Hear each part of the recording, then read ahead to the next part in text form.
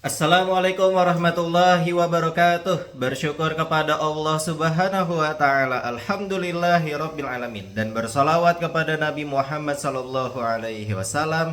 Allahumma sholli ala Muhammad wa ala ali Muhammad. Baik teman-teman sekalian, kita akan lanjutkan kembali ngaji kita, yaitu Sirah Nabawiyah Ark Perang Badar ya. Ini adalah part kedua. Oke, kita langsung share screen. Bismillahirrahmanirrahim. Nah, sebelum kita lanjutkan kembali, sedikit mengingatkan bahwa apa saja yang sudah terjadi di part 1. Yang pertama adalah bahwa ini ya, pasukan Islam itu kemudian mengumpulkan pasukan sebanyak sekitar 313 orang untuk kemudian niat awalnya adalah mencegat kafilah dagang Quraisy yang waktu itu sangat banyak sekali hartanya. Ini adalah kesempatan emas gitu ya. Nah, mungkin kalian bertanya-tanya terkait dengan ini sudah kita singgung di pertemuan sebelumnya, yaitu kenapa Islam itu menyerang duluan gitu. Nah, pada faktanya adalah bahwa kaum musyrikin lah yang kemudian sangat zolim terlebih dahulu kepada muslimin di Mekah gitu ya, gitu. Dan kemudian setelah di Madinah pun setelah Rasulullah SAW dan muslimin sudah sampai Madinah, itu orang-orang Mekah juga ini gitu ya, tetap melakukan kezoliman gitu. Terlebih lagi muslimin yang kemudian ketangkap ketika ingin berhijrah itu kemudian dipulangkan lagi ke Mekah, dan kemudian mereka disiksa gitu ya, dipenjara, dikurung, diikat. Nah, maka hal ini menjadi ya jangan dibiarin gitu aja gitu ya. Nah, muslimin harus menunjukkan taringnya gitu ya, bahwa mereka punya izzah, punya kehormatan gitu. Nah, maka ada kesempatan ini untuk mencegat kafilah dagang Quraisy dengan membawa harta yang sangat banyak, berunta-unta gitu ya. Dan kemudian dijaga oleh 40 pasukan Mekah, Quraisy yang dari Syam gitu ya, dari Palestina menuju ke Mekah. Oh, sebelum belum berhasil ini ya, Abu Sufyan berhasil untuk kemudian kabur. Tapi sebelumnya itu Abu Sufyan sudah mengirimkan surat untuk tolong kita gitu ya. Jangan sampai harta kita itu terrebut oleh orang-orang Madinah gitu. Tapi kemudian Abu Sufyan ternyata sudah berhasil kabur gitu ya. Tapi kemudian pasukan Mekah sudah terkumpul sebanyak 1.300 orang gitu. Sedangkan muslimin 313. Nah, sudah OTW gitu ya. Nah, baik, kita akan lanjutkan kembali. Jadi kafilah Quraisy berhasil lolos. Kita lanjutkan kembali. Bismillahirrahmanirrahim. Tentara Mekah terpecah. Nah, tadi kita singgung soal pasukan Mekah sebanyak 1.300 orang ya. Bagaimana nasibnya? Tatkala pasukan Mekah menerima surat tersebut, surat bahwa kita sudah aman gitu ya, silakan pulang lagi ke Mekah. Mereka pun bermaksud pulang kembali, tapi Abu Jahal, sang togut Quraisy, berdiri dengan penuh kesombongan dan kecongkakan seraya berkata, "Demi Allah, kita tidak akan pulang hingga berhasil mengambil alih Badar." Badar itu nama sumur ya. Lalu tinggal di sana selama 3 hari sambil menyembelih unta, makan-makan dan meminum arak dengan diiringi nyanyian para biduan, sehingga bangsa Arab mendengar tentang keberadaan, perjalanan dan berkumpulnya kita, sehingga mereka akan selamanya segan terhadap kita. Gitu ya, sombong banget ini orang. Akan tetapi sekalipun Abu Jahal telah bersikap demikian, namun Al-Akhnas bin Syuraik memberikan isyarat agar pasukan kembali saja, namun mereka tidak mau menaatinya. Akhirnya dia dan Bani Zahroh tetap memutuskan kembali. Dia kebetulan sebagai sekutu mereka, sekutunya Bani Zahroh ini, Al-Akhnas. Oke. Sekaligus pemimpin mereka dalam pasukan ini. Maka tidak ada seorang pun Bani Zahroh yang ikut serta tersebut. Nah, tidak ikut perang Badar gitu ya, Bani Zahroh. Jumlah mereka saat itu sekitar 300 orang. Setelah kejadian itu, Bani Zahroh tetap menghargai pendapat Al-Akhnas bin Syuraik, sehingga dia senantiasa ditaati dan diagungkan oleh mereka. Oke. Bani Hashim pengen kembali juga, tapi Abu Jahal bersikap keras terhadap mereka seraya berkata, "Kelompok ini tidak boleh memisahkan diri dari kita hingga kita kembali nanti." Padahal Bani Hashim itu udah pernah dizolimi sama Abu Jahal gitu. Oke, soal pemboikotan gitu ya. Nah, tapi Bani Hashim ingin kembali ke Mekah tapi tidak dibolehkan oleh Abu Jahal. Kita lanjutkan. Pasukan Mekah akhirnya terus melanjutkan perjalanan menuju Badar dengan kekuatan 1.000 tentara. Tadinya 1.300, sekarang kurangin 300 Bani Zahrah dan juga Al-Akhnas bin Syuraik. Maka menjadi 100 tentara, menjadi 1.000 tentara. Menyusul kembalinya Bani Zahrah dan keikutsertaan mereka. Lalu pasukan ini meneruskan perjalanan hingga singgah di kawasan yang dekat dengan Badar, di balik bukit pasir pada pinggirnya yang paling jauh dari perbatasan lembah Badar. Oke. Nah, baik, pasukan Islam dalam posisi kritis. Iya, karena pasukan Islam ini jumlahnya 313 gitu ya. Mereka niatnya itu pengen mencegat 40 orang, tapi nantinya akan berhadapan sekitar 1.000 orang gitu. Nah, intelijen tentara Madinah sudah menyampaikan berita tentang kafilah dan pasukan perang Quraisy kepada Rasulullah SAW yang ketika itu masih dalam perjalanan di sekitar lembah Zafron. Setelah merenungkan berita tersebut, beliau dapat memastikan bahwa tidak ada lagi celah untuk menghindari pertempuran berdarah, tapi sebaliknya, yaitu kemestian harus untuk terus melangkahkan kaki, dilandasi keberanian, heroisme, dan kepahlawanan. Sesuatu yang tidak dapat disangka lagi bahwa andai kata tentara Mekah dibiarkan terus merangsak ke sekitar kawasan itu, maka hal itu akan dapat memperkokoh posisi Quraisy secara militer, membentangkan sayap kekuasaannya, sekaligus memperlemah persatuan kaum muslimin dan menimbulkan rasa takut mereka. Bahkan barangkali setelah itu gerakan Islam ya udah cuma jasad saja tanpa ruh. Hal ini akan membuat setiap orang memiliki rasa iri atau sakit hati terhadap Islam di kawasan ini semakin berani. Gitu. Nah, ini makanya itulah perang Badar, perang yang sangat-sangat menentukan. Oke, kemudian apakah kaum muslimin bisa menjamin bahwa tentara Makkah tersebut akan berhenti dan tidak meneruskan perjalanan menuju Madinah sehingga berakibat peperangan melebar hingga ke pinggiran kota untuk selanjutnya mereka menghabisi kaum muslimin di perkampungannya? Sama sekali tidak. Seandainya tentara Madinah sampai mundur, maka hal ini akan menjadi presiden paling buruk terhadap citra dan nama baik kaum muslimin. Nah, ini dia sikapnya, ada rapatnya gitu ya. Mengingat perkembangan yang demikian kritis dan begitu tiba-tiba, maka Rasulullah SAW pun mengadakan rapat majelis militer tingkat tinggi. Dalam rapat tersebut beliau mengisyaratkan akan kondisi yang sedang berjalan dan bertukar pikiran bersama seluruh pasukan dan para komandannya. Ketika itulah ada sekelompok orang yang hatinya menjadi ciut dan takut menghadapi pertarungan berdarah nantinya. Mereka inilah yang disebut Allah Subhanahu wa taala dalam firman-Nya, "A'udzubillahi minasyaitonirrajim. Kama akhrajaka rabbuka min baitika bil haqqi wa inna fariqam minal mu'minina lakarihun. Yujadilunaka fil haqqi ba'da ma tabayyana ka'annama yusaquna ilal mauti wa hum yanzurun." Sebagaimana Rabbmu menyuruhmu pergi dari rumahmu dengan kebenaran, padahal sesungguhnya sebagian dari orang-orang beriman itu tidak menyukainya. Mereka membantahmu tentang kebenaran sesudah nyata bahwa mereka pasti menang, seolah-olah mereka dihalau kepada kematian, sedang mereka melihat sebab-sebab kematian itu.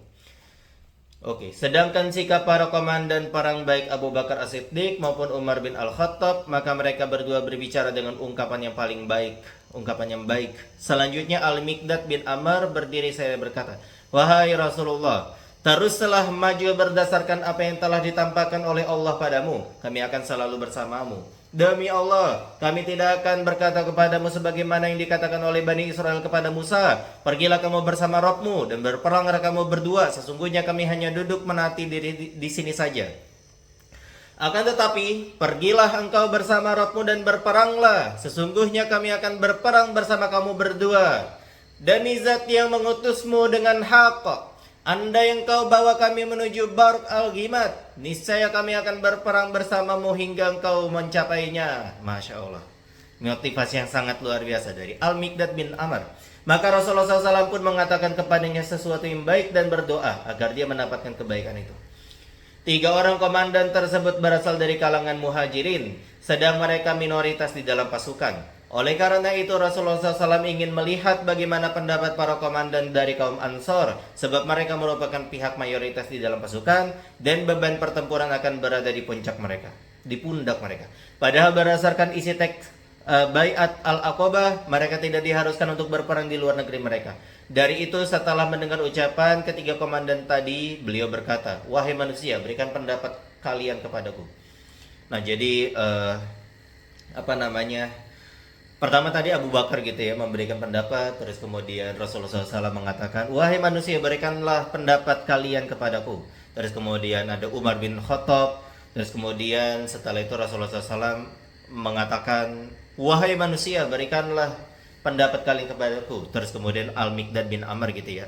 Terus kemudian Rasulullah SAW masih tetap berkata, "Wahai manusia, berikanlah pendapat kalian kepadaku." Nah, sebenarnya yang beliau bidik adalah kaum Ansor. Untung saja sang komandan kaum Ansor yang juga membawa panji, Sa'ad bin Mu'adz, memahami hal itu. Dia berkata, "Demi Allah, seakan engkau menginginkan kami, wahai Rasulullah." Beliau menjawab, "Benar." Maka berkatalah Sa'ad. Oke, ini poin penting nih, luar biasa. "Sungguh kami telah beriman kepadamu, lalu membenarkanmu. Kami juga telah bersaksi bahwa wahyu yang engkau bawa adalah hak.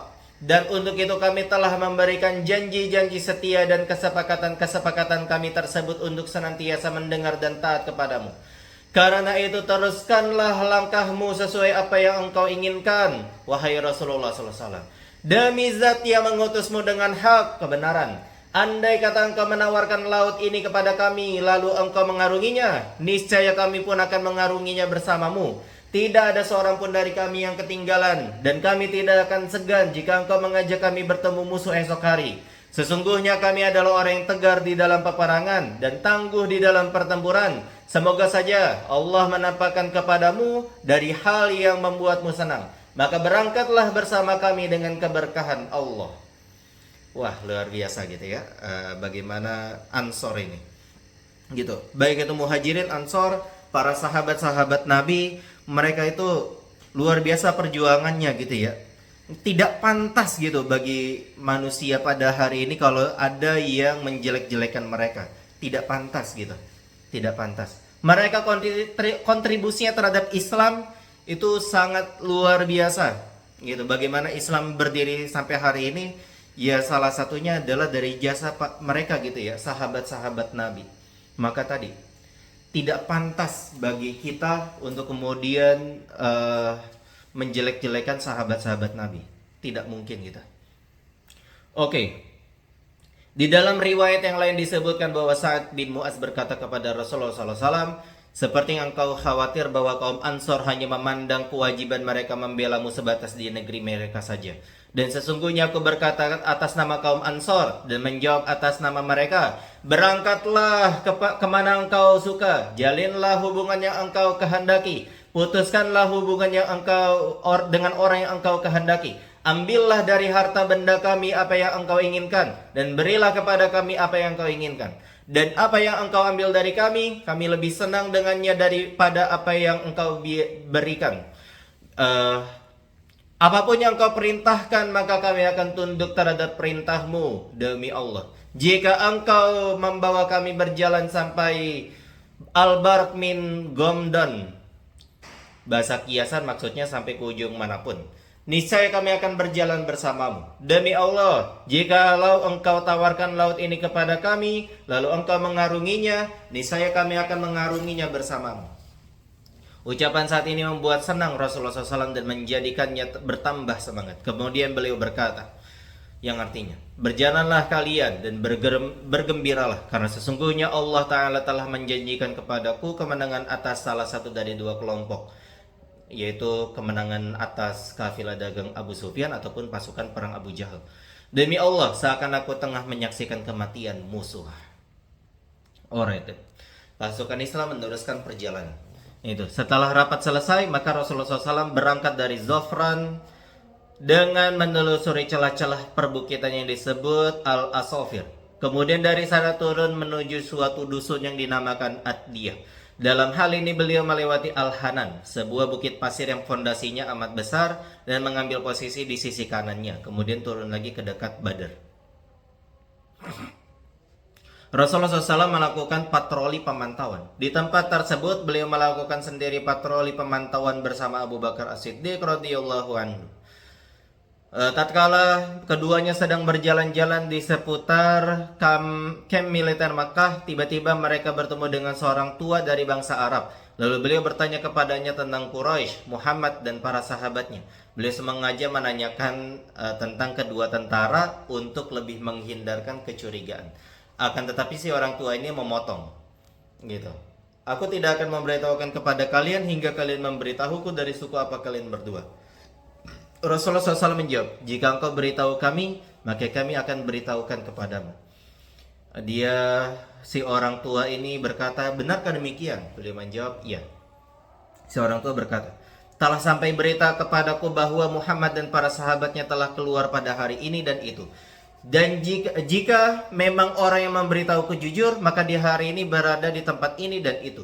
Dia menyebutkan tempat posisi tentara Madinah saat itu berada. Dan telah sampai pula berita kepadaku bahwa orang-orang Quraisy telah keluar pada hari ini dan itu. Jika memang orang yang memberitahuku jujur, maka mereka hari ini berada di tempat ini dan itu. Dia menyebutkan tempat posisi tentara Mekah saat itu.